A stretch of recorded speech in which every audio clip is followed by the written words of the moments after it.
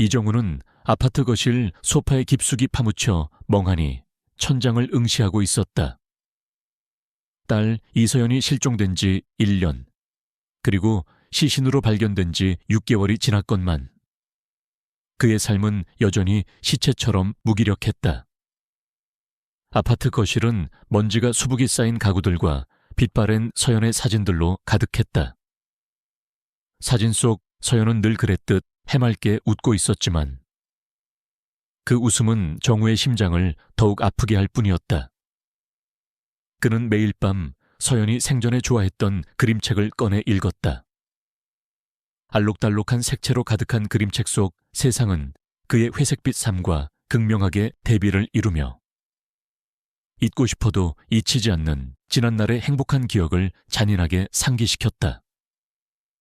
그림책 속 주인공들이 겪는 작은 모험과 그 끝에 행복한 결말은 딸의 비극적인 이야기와 겹쳐지며 그를 더욱 깊은 절망의 나락으로 밀어넣었다.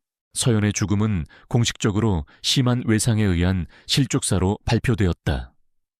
갑작스러운 사고였고 시신이 심하게 훼손되어 범죄의 흔적을 찾기 어려웠다는 것이 당시 경찰의 최종 결론이었다. 하지만 정우는 그 발표를 믿지 않았다. 그는 전직 강력계 형사였다. 1년 전 실종 신고를 접수하고 수사에 매달리던 당시에도 그는 서연의 실종이 단순 가출이나 사고가 아님을 직감했다. 서연은 평소 밝고 명랑했으며 가족에게 어떤 비밀도 숨기지 않는 아이였다. 그런 딸이 갑자기 사라지고 6개월 뒤 싸늘한 죽음으로 돌아왔다는 것은 그의 상식과 형사적 직관으로는 도저히 납득할 수 없는 일이었다. 그는 서연의 죽음에 어떤 거대한 배후가 있다고 직감했지만 당시의 증거 불충분과 경찰 상부의 압력으로 사건은 미제 웨이치로 종결되었다. 그는 딸을 지키지 못했다는 죄책감, 그리고 진실을 밝히지 못했다는 무능함에 휩싸여 결국 경찰직을 그만두었다. 그는 작은 탐정 사무소를 열었지만 주로 흥신소 의뢰나 간단한 뒷조사만 하며 생계를 유지할 뿐이었다. 그의 식사는 주로 배달 음식이나 차가운 즉석 식품이었고 주변 사람들과의 교류를 극도로 피하며 은둔하고 있었다. 아파트에는 시계 초침 소리, 냉장고의 웅웅거리는 소리, 그리고 그의 깊은 한숨만이 텅 빈 공간에 울려 퍼졌다. 서연의 죽음 이후 주변에서는 전구가 딸의 죽음을 받아들이지 못하고 망상에 빠졌다는 소문이 돌기 시작했다. 친척들과 친구들은 그에게 이제 그만 서연이를 보내주라고 충고했고 그의 눈에는 동정과 함께 의심의 시선이 비치기 시작했다. 그는 자신에게 쏟아지는 시선을 피하며 더욱 깊은 고독 속으로 파고들었다. 그는 자신을 폐인이라 자조하며 삶의 모든 의지를 잃은 듯 보였다. 어느 비 오는 날 오후, 정우는 사무실 문 앞에 버려진 작은 종이 상자를 발견했다. 상자 안에는 빗물에 온몸이 젖어 비쩍 마른 새끼 고양이 한 마리가 힘없이 떨고 있었다. 축 늘어진 고양이의 모습은 마치 정우 자신의 초라한 모습 같았다. 정우는 잠시 망설였지만 이내 고양이에게 다가가 조심스럽게 안아올렸다. 작고 따뜻한 온기가 그의 품에 전해졌다. 그는 고양이를 데려와 따뜻한 물로 씻기고 편의점에서 급히 사온 통조림을 먹였다. 고양이는 허겁지겁 통조림을 먹더니 배를 보이며 정우의 무릎에 기대어 잠이 들었다. 고양이의 작은 심장이 규칙적으로 뛰는 소리가 그의 귀에 들려왔다. 이 작은 행동은 정우의 내면에 여전히 따뜻한 마음과 연민이 살아있음을 보여주었다. 그는 여전히 사랑하고 보살필 수 있는 존재였다. 서연의 생일 아침이 밝았다. 1년 전, 이 세상에 없던 그녀를 위한 마지막 생일이었다.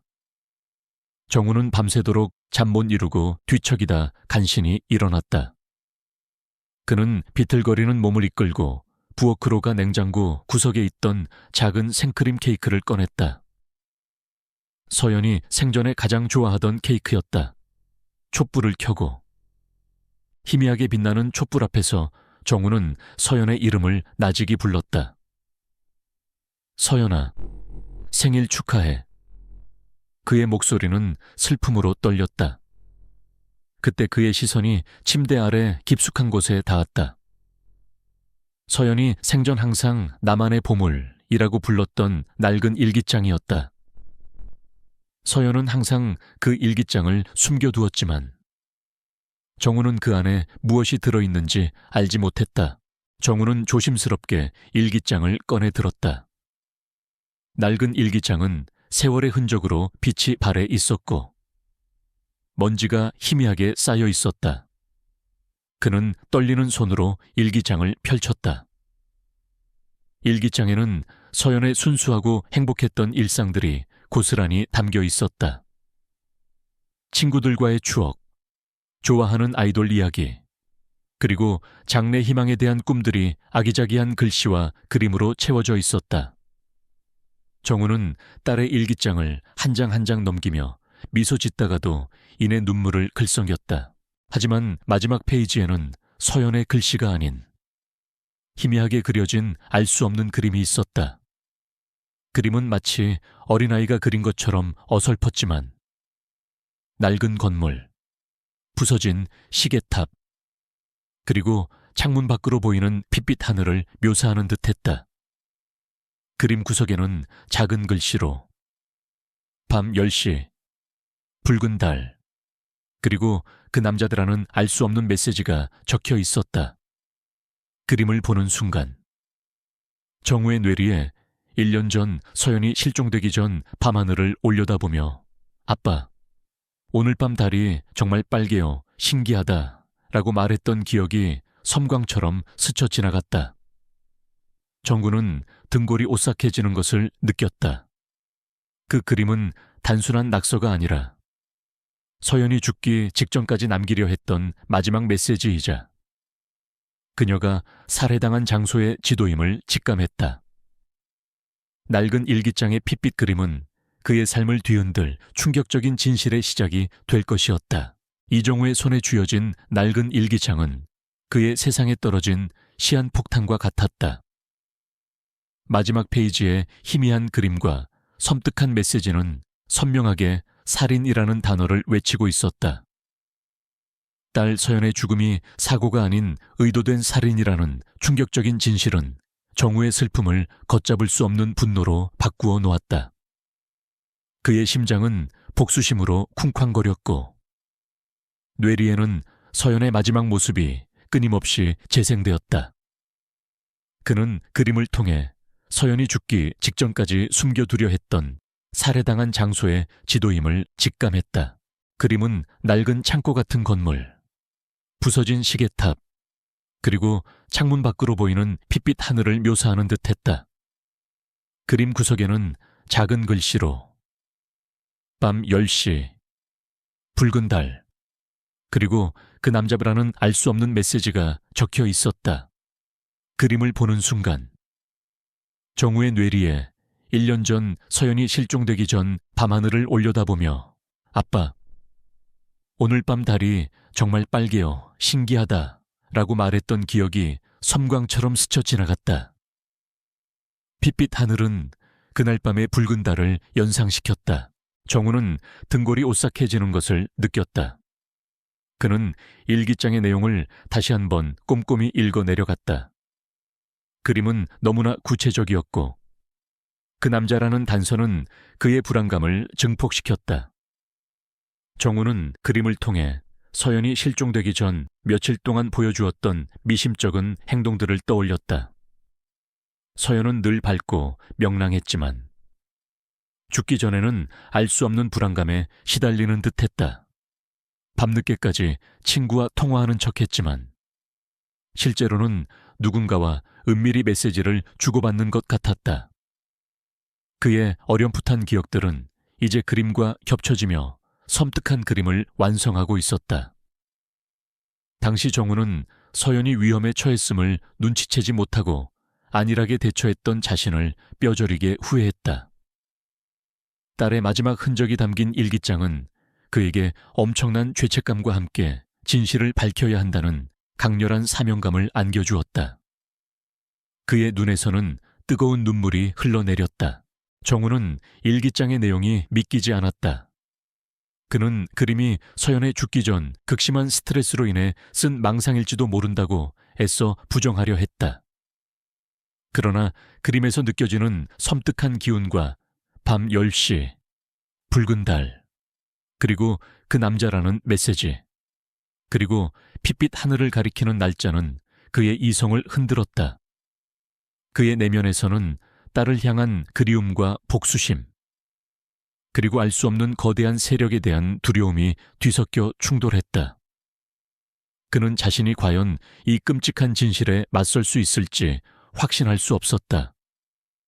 그의 손은 떨리고 눈앞은 흐릿해졌다.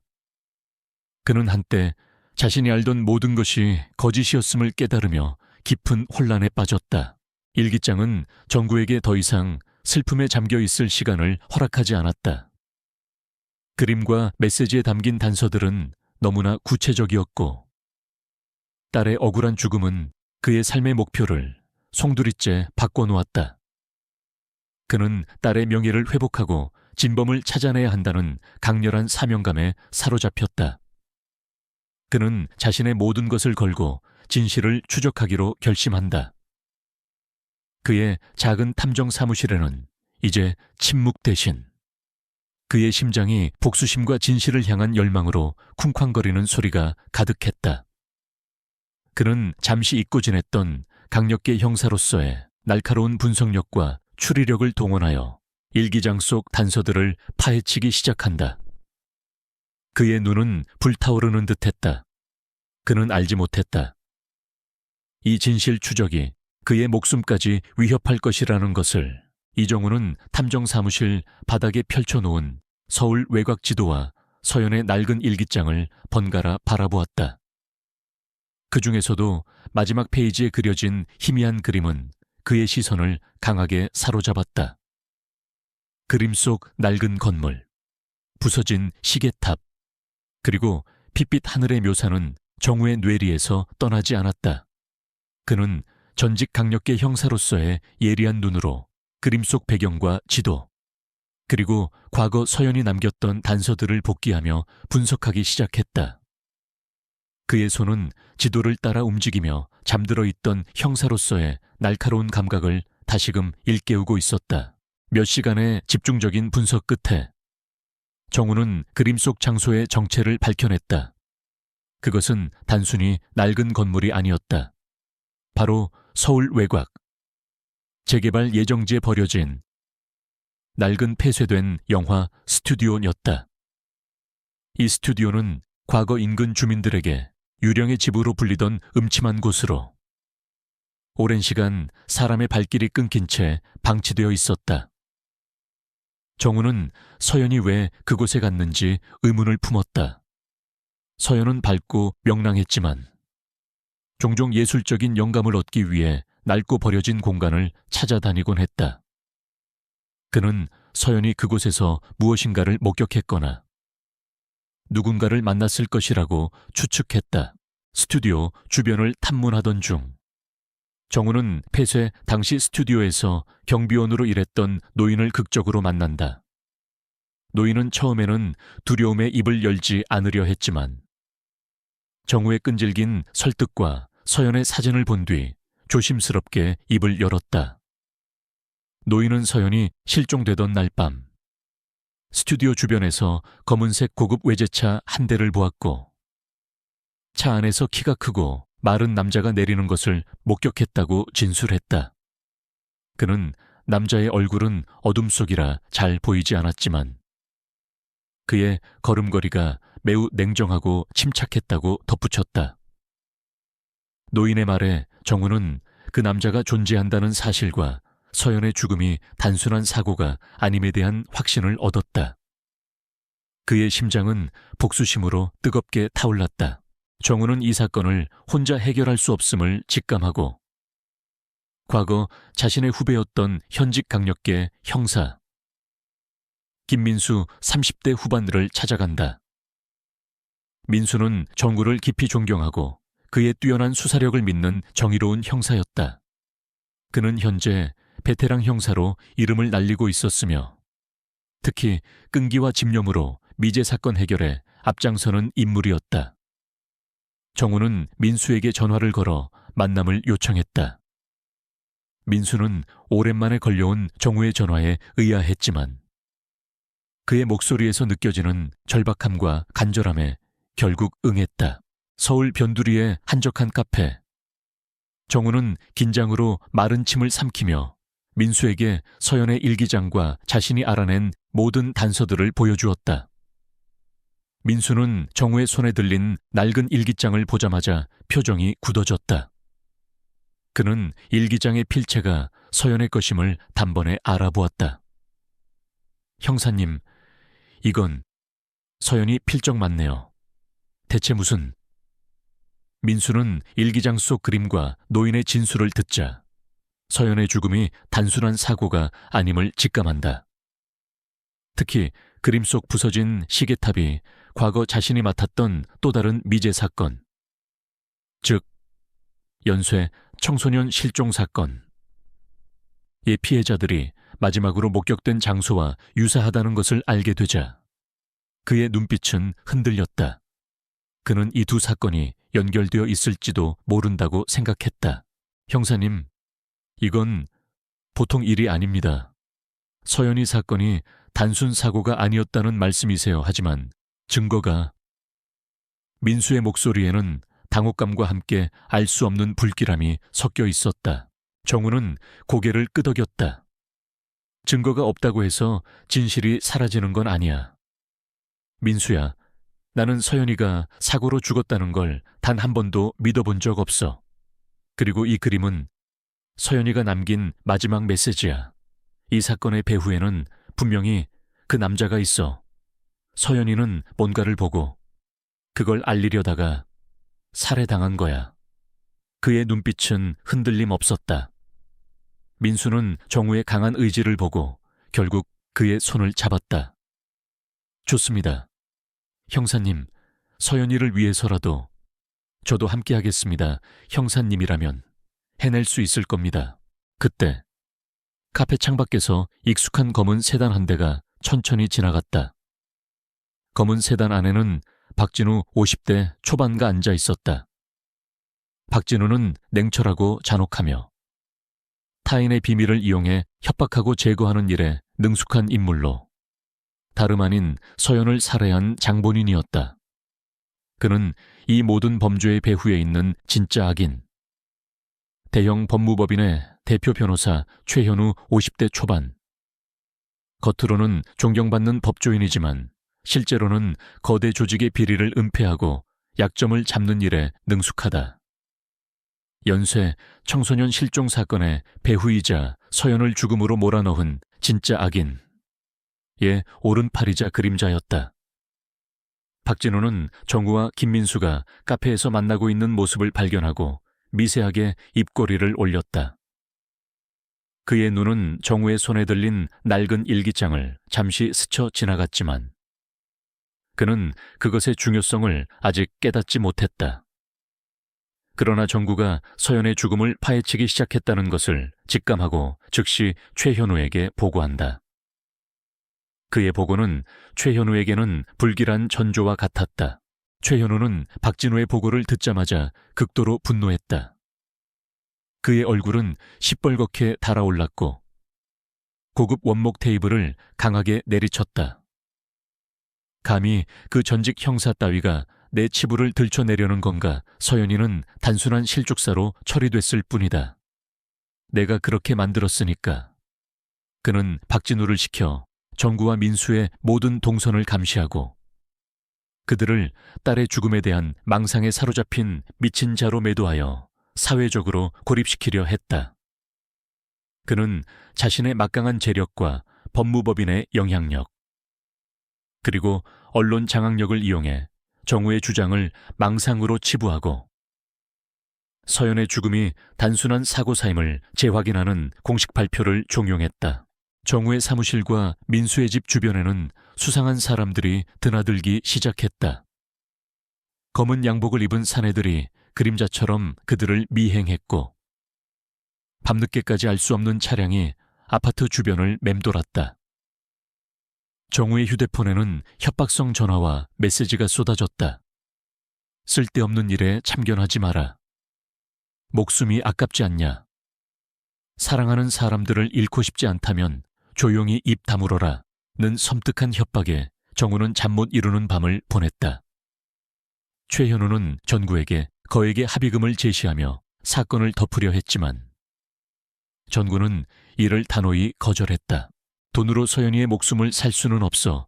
나는 진실을 밝힐 거야. 정우는 전화 수화기에 대고 소리쳤다. 그의 목소리에는 흔들림 없는 단호함이 묻어 있었다. 정우의 단호한 태도에 최현우는 더욱 광분했다. 그는 언론에 정구와 민수에 대한 허위 사실을 유포하고 경찰 고위층에 압력을 넣어 그들을 최현우 변호사에 대한 터무니없는 루머를 퍼뜨리는 정신 이상자로 몰아갔다. 정우의 아파트에는 의문의 화재가 발생할 뻔했고 민수에게는 마약 투약 혐의를 씌우려는 함정이 시도되었다. 정구와 민수는 이제 거대한 그림자에 맞서 싸워야 하는 처지에 놓이게 되었다. 그들은 완전히 고립된 채 오직 서로만을 의지해야 하는 처지가 되었다. 최현우의 냉혹한 시선이 정우의 등 뒤에 칼날처럼 박혔다. 낡은 아파트의 작은 불빛은 거대한 어둠 속에 놓인 한 줄기 빛처럼 위태로워 보였다. 이정우와 김민수는 낡은 폐쇄된 영화 스튜디오가 모든 진실을 담고 있는 심장임을 확신했다. 이 스튜디오는 딸 서연이 죽음을 맞이한 곳이자 최현우의 불법적인 행위가 자행되던 상징적인 장소였다. 스튜디오는 서울 외곽의 외딴 산속에 위치해 있었고 과거의 비밀을 감추듯 낡고 음침한 기운이 감돌았다. 정우는 전직 강력계 형사로서의 지식과 서연의 일기장 그리고 그들이 찾아낸 단서들을 통해 스튜디오의 낡은 도면을 확보하고 비밀 통로와 취약점을 분석했다. 그의 머릿속에는 복잡한 설계도와 함께 서연의 마지막 비명이 맴도는 듯했다. 스튜디오 내부에는 최현우가 과거 연쇄 청소년 실종 사건의 증거를 은폐하기 위해 사용했던 지하 비밀 공간이 숨겨져 있었고 그곳에는 아직 밝혀지지 않은 끔찍한 진실들이 잠들어 있을 터였다. 그들은 스튜디오 침투 작전을 계획했다.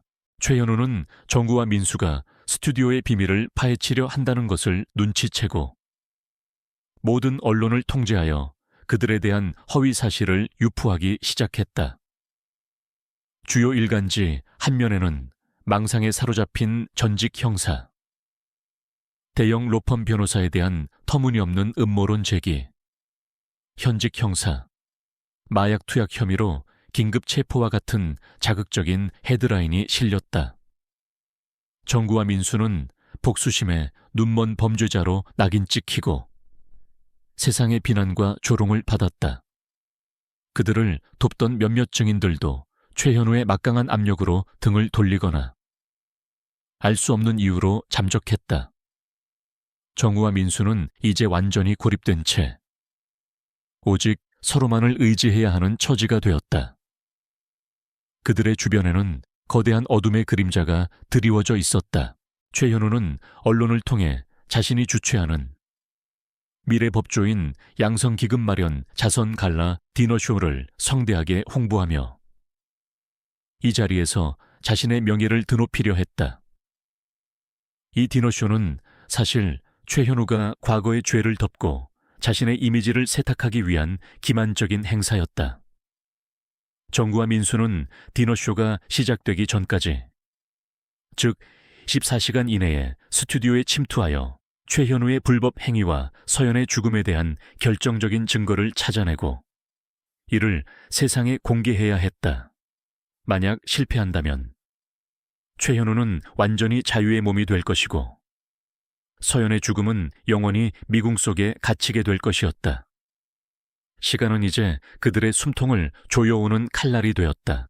디너쇼 당일 밤. 칠흑 같은 어둠 속에서 정구와 민수는 스튜디오 침투를 감행했다.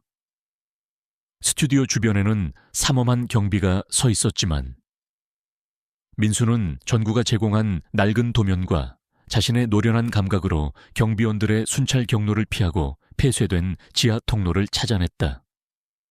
낡고 녹슨 철문이 삐걱거리는 소리를 내며 열리자 쾌쾌한 곰팡이 냄새와 함께 차가운 공기가 그들을 맞이했다. 정우는 손전등 불빛을 비추며 조심스럽게 안으로 들어섰다. 스튜디오 내부는 마치 유령이 나올 것 같은 음침한 분위기였다. 낡은 촬영 장비들과 먼지 쌓인 소품들이 곳곳에 널려 있었고 벽에는 정체를 알 수 없는 낙서들이 가득했다. 정우는 서연의 흔적을 찾기 위해 필사적으로 스튜디오를 뒤졌다. 그의 귀에는 서연의 희미한 비명소리가 들리는 듯했고 그의 눈앞에는 서연이 이 공간에서 겪었을 고통스러운 순간들이 환영처럼 스쳐 지나갔다. 그는 복도 끝에 있는 낡은 철문을 발견했다. 문에는 관계자 외 출입 금지라는 경고문이 붙어 있었지만 정우는 그곳이 서연이 찾던 결정적인 증거가 있는 곳임을 직감했다. 그때 스튜디오 내부에서 갑자기 날카로운 경보음이 울려 퍼졌다. 삐이익. 귀를 찢을 듯한 경보음은 스튜디오 전체를 뒤흔들었다.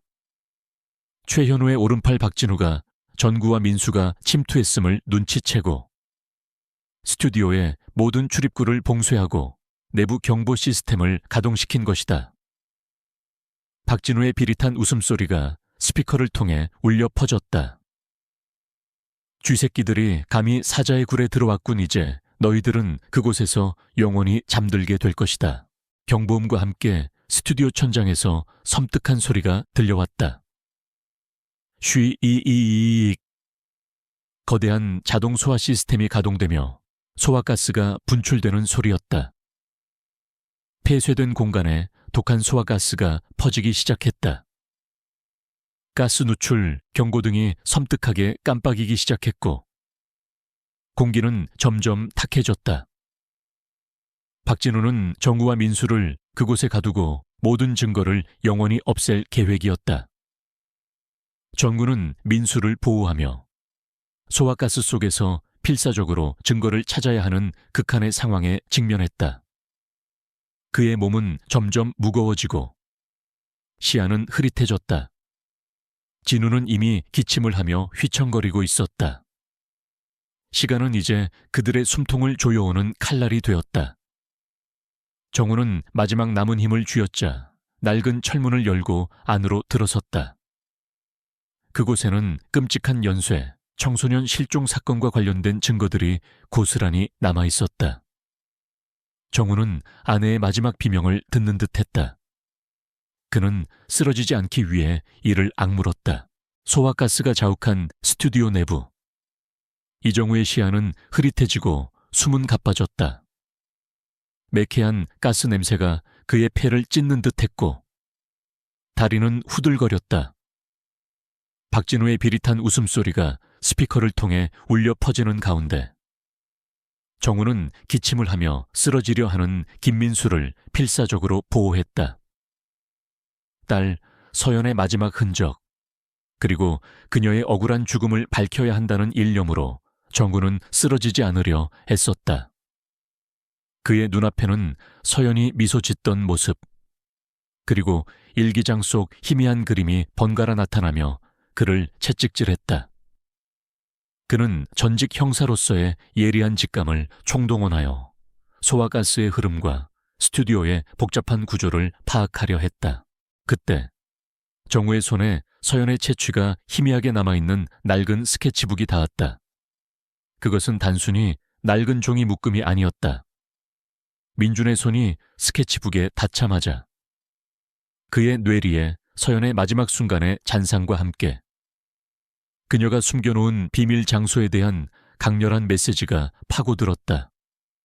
아빠, 스케치북에 진짜 증거가 있어. 여기 벽 뒤에. 서연의 목소리가 환청처럼 그의 귓가에 울렸다. 그것은 스튜디오 내부에 숨겨진 외부와 연결된 비밀 카메라와 녹음 장비의 위치를 알려주는 메시지였다. 소화가스가 더욱 짙어지고 민수는 이미 의식을 잃고 쓰러지기 직전이었다. 정우는 온몸의 고통을 무시하고 남은 힘을 다해 서연이 가리킨 벽을 부수기 시작했다. 망가진 철제 도구를 휘두르자 낡은 벽돌과 석회가루가 사방으로 튀었다. 그의 손에서는 피가 흘렀지만 그는 멈출 수 없었다. 벽 뒤에는 먼지로 뒤덮인 작은 공간이 있었고 그 안에 최현우가 범행에 사용했던 특수 제작된 카메라가 놓여 있었다. 카메라 속에는 최현우가 연쇄 청소년 실종 사건의 피해자들을 감금하고 학대하는 모습, 그리고 서연이 그 모든 것을 목격하고 살해당하는 순간이 고스란히 촬영되어 있었다. 정우는 떨리는 손으로 카메라를 켜고 데이터를 외장 하드로 옮기기 시작했다. 데이터 전송반은 느릿느릿 올라갔고 시간은 그들의 숨통을 조여왔다. 바로 그때 이젠 끝이다. 아무것도 세상에 알려지지 않을 거야 라는 섬뜩한 목소리와 함께 박진우가 스튜디오 안으로 들이닥쳤다. 그는 정우에게 총을 겨눴다. 박진우의 눈빛은 냉정했고 그의 손은 흔들림 없었다. 그는 최현우의 지시를 완벽하게 수행하려는 듯 보였다. 정우는 재빨리 외장 하드를 움켜쥔 채 민수에게 소리쳤다. 김민수 형사님, 이걸 세상에 알려주세요. 이게 서연이의 마지막입니다. 민수는 박진우의 시선을 끌기 위해 마지막 남은 힘을 쥐었자 일부러 소리를 지르며 그의 주의를 분산시켰다. 박진우가 진우에게 시선을 돌린 찰나 정우는 마지막 남은 힘을 쥐었자 스튜디오의 가장 취약한 벽을 향해 몸을 날렸다. 그의 몸이 낡은 벽을 뚫고 밖으로 튕겨나갔다. 뒤따라온 박진우는 정구가 탈출하는 것을 막으려 했지만 이내 짙어진 소화가스에 노출되어 기침을 하며 쓰러지고 말았다. 그의 눈은 분노와 좌절로 가득 차 있었다. 같은 시각 서울 시내 최고급 호텔에서 열린 최현우가 주최하는 미래법조인 양성기금 마련 자선 갈라 디너쇼 현장. 최현우는 수많은 재계 인사들과 언론 앞에서 새로 개발된 법률 지원 프로그램을 발표하며 자신의 위업을 자랑하고 있었다. 화려한 조명 아래 그는 완벽한 승리자가 된 듯 의기양양하게 미소 짓고 있었다. 그는 세상 모든 것을 손에 넣은 듯 보였다. 그의 연설은 물 흐르듯 유창했고 참석자들은 그의 위선적인 모습에 찬사를 보냈다. 바로 그때 디너쇼장 중앙에 설치된 대형 스크린에 갑자기 화면이 바뀌었다. 그곳에는 폐허가 된 스튜디오 내부의 영상과 함께 최현우의 끔찍한 범행이 담긴 카메라 영상이 재생되기 시작했다. 이것은 제 딸 이서연이 죽기 직전까지 남기려 했던 진실입니다. 최현우는 제 딸을 살해한 살인마이자 연쇄 청소년 실종 사건의 배후입니다. 정우의 목소리가 스크린을 통해 울려 퍼졌다. 영상 속에는 피투성이가 된 채 간신히 탈출한 정우의 모습, 그리고 그가 들고 있던 외장 하드의 모습이 선명하게 비쳤다. 영상 속 최현우의 잔혹한 행위는 디너쇼장을 얼어붙게 만들었다. 디너쇼장은 순식간에 아수라장이 되었다. 최현우의 얼굴은 경악과 분노로 일그러졌고 그의 연설은 중단되었다. 참석자들은 술렁거렸고 언론사 기자들은 일제히 카메라 플래시를 터뜨렸다. 그들의 얼굴에는 충격과 불신이 역력했다. 경찰과 수사관들이 최현우를 체포하기 위해 무대 위로 올라섰다. 최현우는 발악하며 저항했지만 이미 그의 죄는 만천에 드러난 뒤였다. 그의 모든 거짓과 위선이 한순간에 무너져 내리는 순간이었다. 이정우는 김민수와 함께 서연의 억울한 죽음을 세상에 알린 것이다. 그의 용기와 끈기는 마침내 빛을 발했다. 그의 승리는 단순한 개인적인 복수가 아니었다. 그것은 진실의 승리이자 정의의 승리였다. 정우는 자신의 품에 안긴 외장하드를 꽉 쥐었다. 그 안에는 서연의 모든 아픔과 그녀가 세상에 알리고 싶었던 진실이 고스란히 담겨 있었다. 스튜디오 밖으로 탈출한 정우는 차가운 밤 공기를 들이마셨다. 그의 눈은 뜨거웠지만 더 이상 슬픔으로 가득 차 있지 않았다. 그는 승리했다. 이정우는 병원 침대에 기대어 창밖을 바라보았다. 그의 어깨는 스튜디오 탈출 과정에서 입은 상처로 아직 욱신거렸지만 마음속을 짓눌렀던 거대한 짐은 사라진 지 오래였다. 최현우는 구속되었고 딸 이서연의 비극적인 진실은 마침내 세상에 드러났다. 그의 얼굴에는 희미한 미소가 걸려 있었다. 창밖으로는 햇살이 쏟아져 들어왔고 병실 안을 환하게 비추었다. 며칠 후 이서연 사망 사건과 연쇄 청소년 실종 사건은 언론을 통해 대서특필되었다.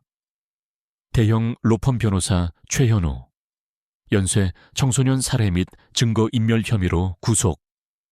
피 묻은 일기장 속 그림, 전직 형사 이정우의 처절한 진실 추적. 유명 변호사의 두 얼굴, 사회의 큰 충격과 같은 자극적인 헤드라인이 신문 한 면을 장식했다.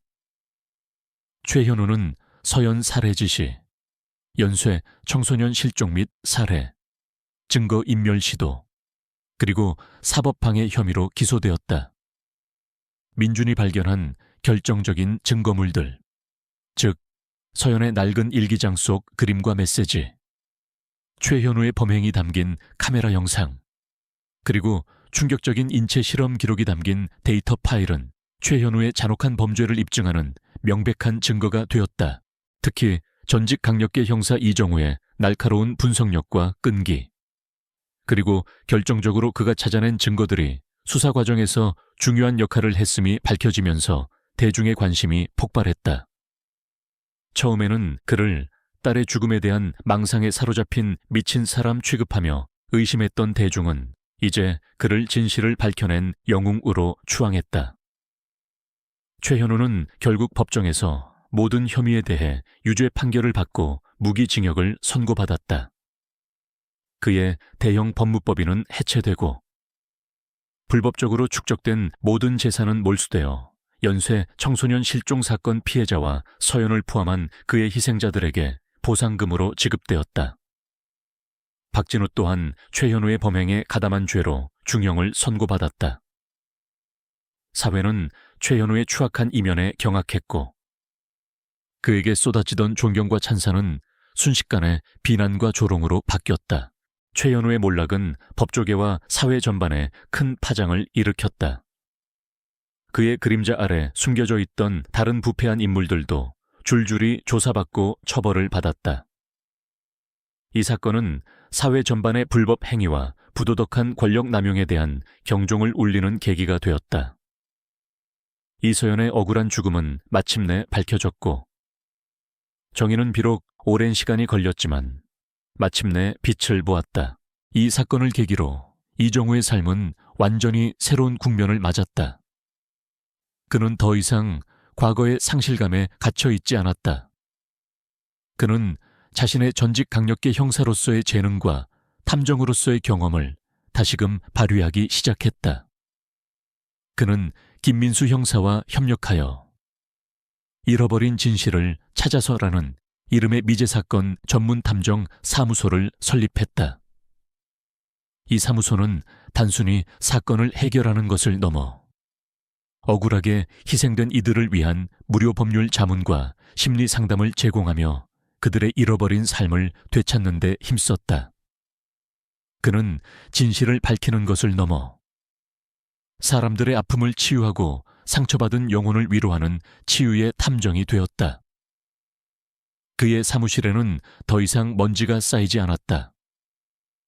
그는 유기견 보호소에서 입양한 2마리의 강아지와 함께 생활하며 주말마다 유기견 보호소에서 봉사활동을 했다. 그의 얼굴에는 희미하지만 진정한 미소가 돌아왔다. 어느 날 오후, 정구와 민수는 새로운 탐정사무소에서 따뜻한 차를 마시며 이야기를 나누었다.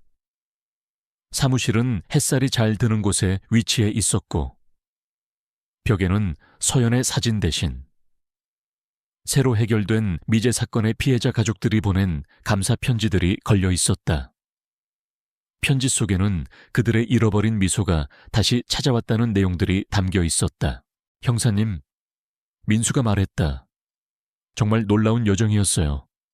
처음 형사님을 다시 만났을 때 솔직히 종결된 사건을 다시 파헤치려는 형사님이 걱정됐어요. 하지만 형사님의 끈기와 용기가 결국 진실을 밝혀냈어요. 민수의 목소리에는 존경심이 가득했다. 정우는 따뜻한 차를 한 모금 마셨다. 민수 형사님이 아니었다면 불가능했을 겁니다. 저는 그저 서연이에게 진실을 돌려주고 싶었을 뿐이에요. 이제서야 서연이가 편히 쉴 수 있을 것 같습니다.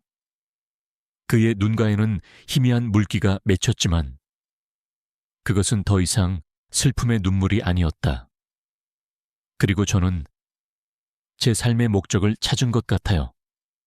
서연이의 죽음이 저를 이 길로 이끌었지만 이제는 다른 억울한 이들을 돕고 싶어요. 저의 재능으로요. 그의 목소리에는 새로운 시작에 대한 결의가 담겨 있었다. 민수는 고개를 끄덕였다. 서연이도 분명 자랑스러워할 겁니다. 형사님은 혼자가 아니에요. 우리 사무소가 함께할 겁니다.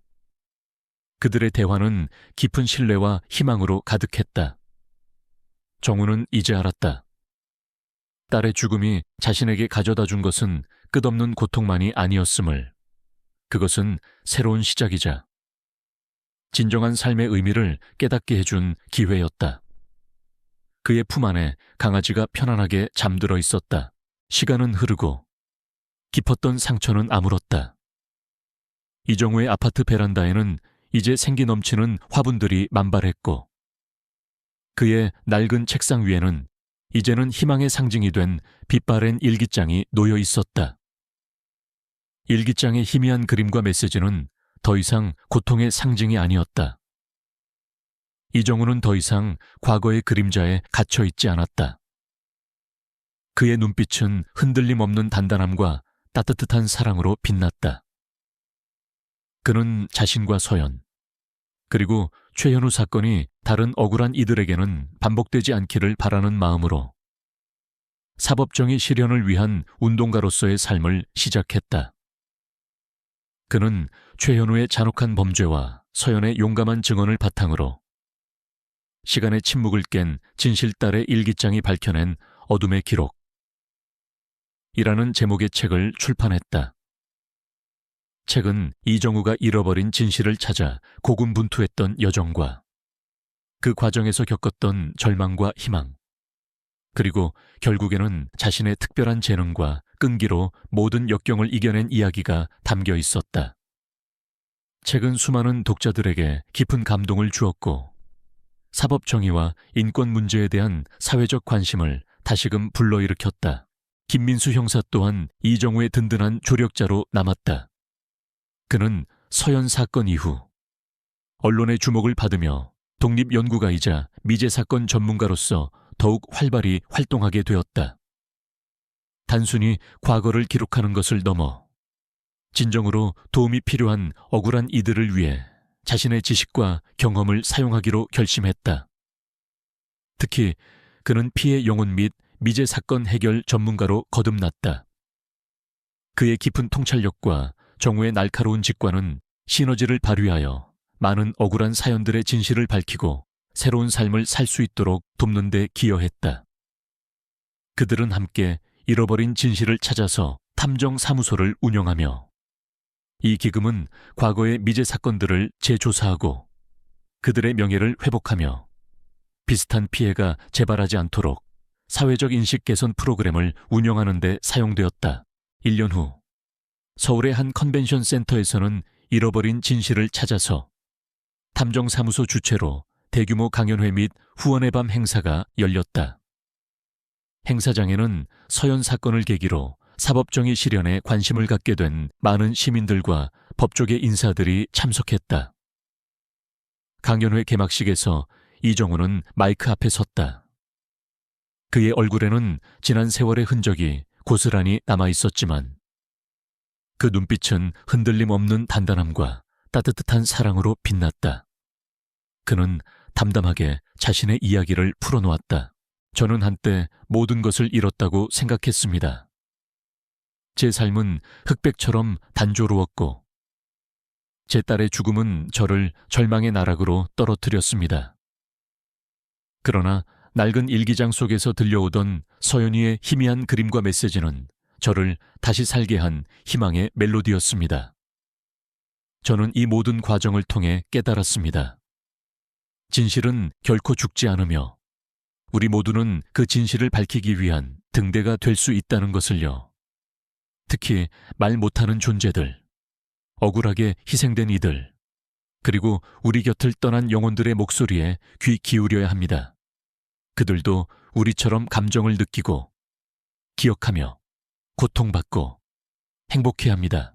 이정우의 연설이 끝나자 우레와 같은 박수갈채가 쏟아졌다. 그는 무대 아래에서 자신을 향해 환하게 웃고 있는 김민수와 눈을 맞췄다. 그의 마음속에는 깊은 신뢰와 사랑이 담겨 있었다. 서연의 울음소리는 더 이상 들리지 않았다. 그저 평온하고 따뜻한 메시지가 그의 마음을 감쌌다. 그는 이제 알았다. 삶은 언제나 고통과 시련으로 가득할 수 있지만 사랑과 희망이 있다면 그 모든 것을 이겨낼 수 있다는 것을. 그의 손목에 있는 희미한 흉터는 여전히 그곳에 있었지만 더 이상 아픔의 상징이 아니었다. 그것은 그가 겪어낸 모든 역경과 그 속에서 피어난 강인한 생명력을 상징하는 영광의 흔적처럼 느껴졌다. 그는 자신의 재능을 긍정적으로 활용하는 삶을 살게 되었음을 깨달았다. 새로운 평온과 함께 그의 삶은 치유의 길로 접어들고 있었다. 몇 년 후 이정우는 더 이상 평범한 사람이 아니었다. 그는 자신의 재능을 바탕으로 한 잃어버린 목소리 대변인 기자, 미제 사건 전문 상담가로서 명성을 얻었고 김민수와 함께 운영하는 잃어버린 진실을 찾아서 탐정사무소는 전국적인 규모로 성장했다. 그들은 단순히 사건을 해결하는 것을 넘어 억울하게 희생된 영혼들의 기억을 보존하고 그들이 새로운 가족을 찾을 수 있도록 돕는 데 주력했다. 이정우는 직접 사무소 센터에서 사람들과 교감하며 그들의 아픔을 듣고 위로했다. 어느 맑은 가을날 오후, 이정우는 최현우의 옛 법무법인 건물이 철거된 자리에 새로 조성된 서현기념 어린이 도서관에서 방문객들에게 이야기를 들려주고 있었다. 방문객들은 초롱초롱한 눈빛으로 그를 바라보았고 도서관 중앙에 놓인 이서연의 추모비에는 평화로운 미소가 걸려 있었다. 이정우는 방문객들에게 말했다. 세상에는 우리가 알지 못하는 많은 진실이 숨어 있답니다. 그리고 그 진실은 때로는 말 못하는 존재들의 눈빛 속에, 때로는 사라진 영혼들의 울음소리 속에 담겨 있을 때도 있어요. 우리가 그들의 목소리에 귀 기울여 준다면 세상은 더 따뜻하고 정의로운 곳이 될 거예요. 이정우는 김민수와 함께 추모공원 마당을 거닐었다. 김민수는 이정우에게 작은 꽃다발을 건넸다. 형사님, 여기 새로 피어난 꽃이에요. 마치 우리 사무소처럼. 새로 시작하는 생명들 같죠. 이정우는 꽃다발을 받아들고 따뜻하게 미소 지었다. 그의 옆에는 방문객들의 해맑은 웃음소리가 울려 퍼지고 있었고 저 멀리 노을 지는 하늘은 아름다운 주황빛으로 물들고 있었다. 그의 삶은 최현우와의 어두웠던 인연과는 비교할 수 없는 의미와 행복으로 가득 차 있었다. 그는 진정한 가족을 찾았고 자신의 재능을 통해 세상을 더 나은 곳으로 만드는 데 기여하고 있었다. 서연의 죽음은 그에게 진정한 두 번째 보물을 가져다 준 희망의 멜로디였다. 그의 이야기는 계속될 것이다. 세상의 모든 잃어버린 기억들이 밝혀질 때까지. 여러분, 이 감동적인 이야기가 마음에 와닿으셨나요?